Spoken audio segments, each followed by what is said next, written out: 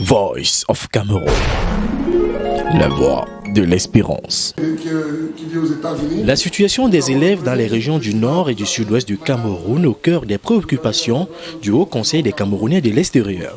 Devant la presse cette semaine, les premiers responsables du dit conseil ont tenu à exprimer une fois encore leur indignation face à cette situation. Il n'y a aucun autre moment plus que celui-ci où se taire serait vu comme de la complicité ou de la lâcheté. Nous, au Conseil des Camerounais de l'extérieur, avons donc décidé de prendre la parole pour intervenir en faveur des victimes collatérales de la crise sévère qui sévit dans les deux régions du nord-ouest et du sud-ouest du Cameroun. Ces victimes sont les enfants qui ont été privés de leur droit fondamental à l'éducation depuis la rentrée scolaire de 2016-2017. Cela fait plus de 3 ans que les cours sont perturbés dans ces régions.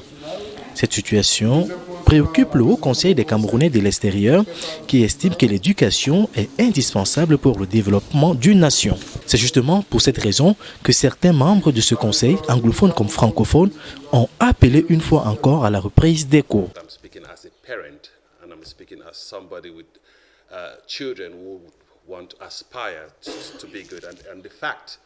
That children are not going to school, whatever the reason may be, is a crying shame. I think that we all have the duty and the responsibility to ensure that our children are educated. And there are various reasons why we must do so. It is their right, it is their entitlement to be educated. Le Haut Conseil des Camerounais de l'extérieur s'engage, par ailleurs, à un retour à la normale le plus tôt possible.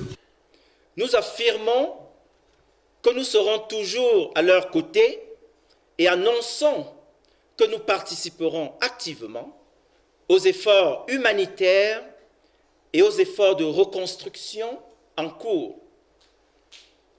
Nous affirmons aussi que nous participerons pour la recherche d'une paix durable et juste dans le cadre d'un dialogue national et de réconciliation qui est de plus en plus nécessaire et urgent. Cette sortie médiatique du Haut Conseil des Camerounais de l'extérieur s'inscrit dans le cadre des missions qu'il s'est assignées, qui est, entre autres, de contribuer au développement socio-économique du Cameroun.